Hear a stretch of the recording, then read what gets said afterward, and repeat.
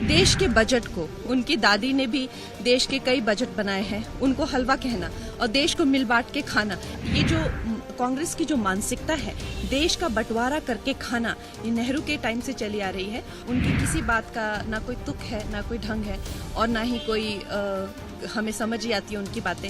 वो हमेशा जो देश के प्रति जिस तरह से शब्द का उपयोग करते हैं, देश का हलवा बट रहा है और सब खा रहे हैं, उसके बारे में ऐसा कहना कि हलवा काट कर बांट रहे हैं, ये बहुत निंदाजनक है और उसके आप लोगों को भी निंदा करनी चाहिए। देखिए, राहुल जी के बारे में हम क्या कहें, उनकी किसी बात का ना कोई तुक है, ना कोई ढंग है और ना ही कोई हमें समझ ही आती है उनकी बातें। और आपने भी देखा है ये जो चक्रव्यूह कहना और सबसे जो निंदाजनक उनकी जो बात है, वो हमेशा जो देश के प्रति जिस तरह से शब्द का उपयोग करते हैं, देश का हलवा बट रहा है और सब खा रहे हैं। देश के बजट को, उनकी दादी ने भी देश के कई बजट बनाए हैं, उनको हलवा कहना और देश को मिल बांट के खाना, इस तरह की बातों को इम्प्लाई करना, ये देश के लिए अच्छी बात नहीं है। और खासकर जैसा कि अनुराग ठाकुर जी ने कहा, ये जो कांग्रेस की जो मानसिकता है देश का बंटवारा करके खाना, ये नेहरू के टाइम से चली आ रही है और इस मानसिकता को बदलना। देश कोई खाने की, देश सेवा की चीज है और आप नेता हैं तो आप देश की सेवा के लिए बने हैं। आप देश को काट कर मिल बांट कर खाने के लिए नहीं बनते। और देश का जो बजट है वो देश के बजट को भी एक संवैधानिक तरीके से बनता है, उसको भी मान मिलना चाहिए।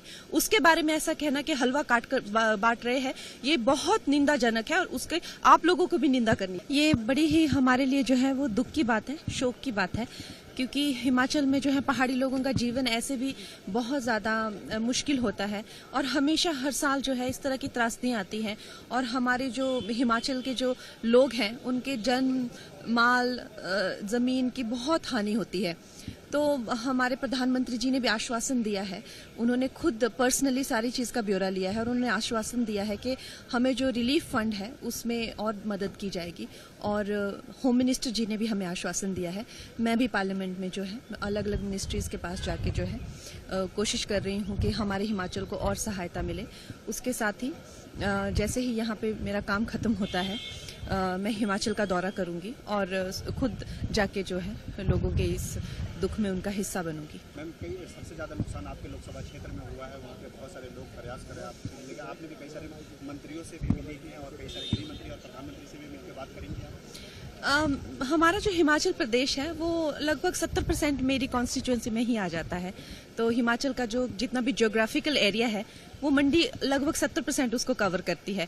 तो नुकसान खैर सारी जगह पे हुआ है, पर वो मंडी क्षेत्र में अधिकतर आता है। तो लगभग 1,500 किलोमीटर का एरिया है, तो ऐसा तो नहीं कि हम एक साथ में कवर कर सकते हैं उसको। बहुत दूर दूर हैं सारे क्षेत्र, तो जितना हो सकता है उतना अब करेंगे और जैसे जैसे स्थिति बनेगी वैसे वैसे कवर करेंगे।